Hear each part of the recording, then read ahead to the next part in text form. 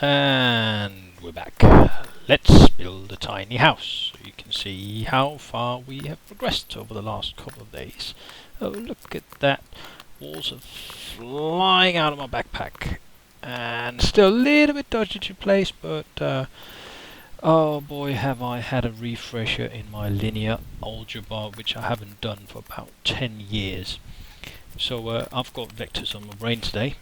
Anyway, that was the tiny house. Here's a slightly bigger house I was building on for a while. Just trying to see how far I could get with sticking foundations together. I'll show you more of that in a bit. Anyway, I've been thinking.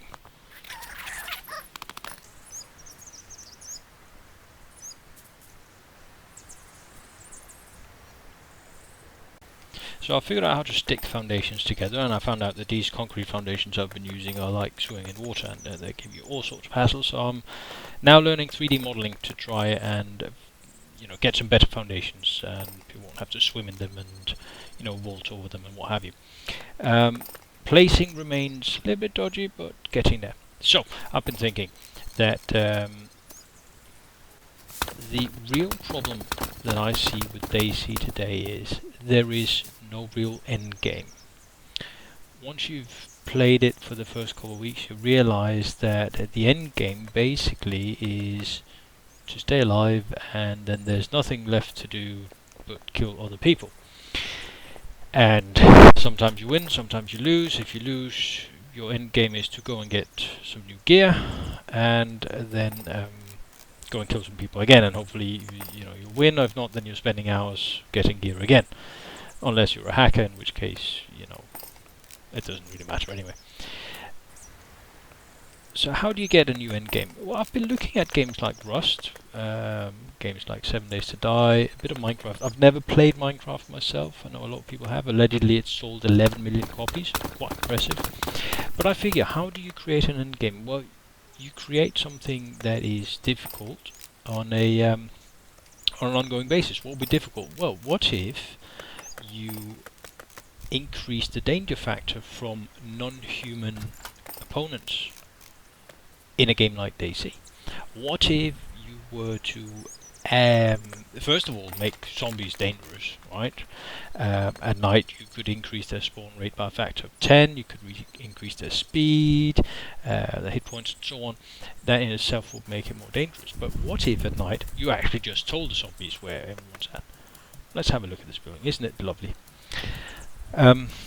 What if you then add more things into the game? What if you make it gloomier, foggier, a bit more scary?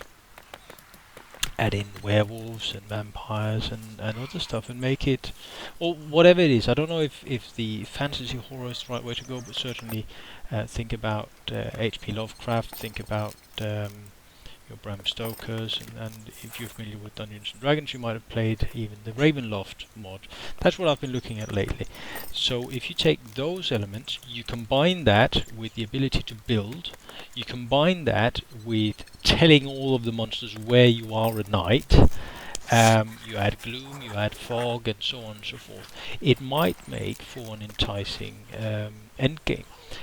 On top of that, of course, it is a lot easier to build a sturdy fortress. Forest. You can't build a forest; they have to grow, right? To build a sturdy fortress, if you are multiple people about it, right? So I want to enable everyone to build a quick house out of wood. That won't be a problem.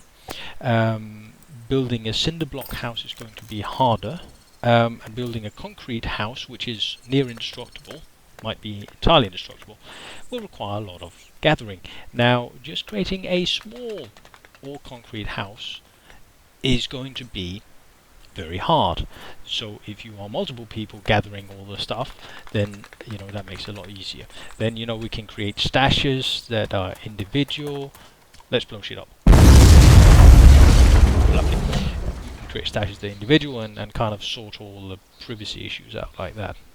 So anyway, that's my thinking at the moment. The building elements themselves, as you see, are progressing. Somehow I've messed up the ability to break stuff, but that's a big shame actually. But until next time, stay frosty.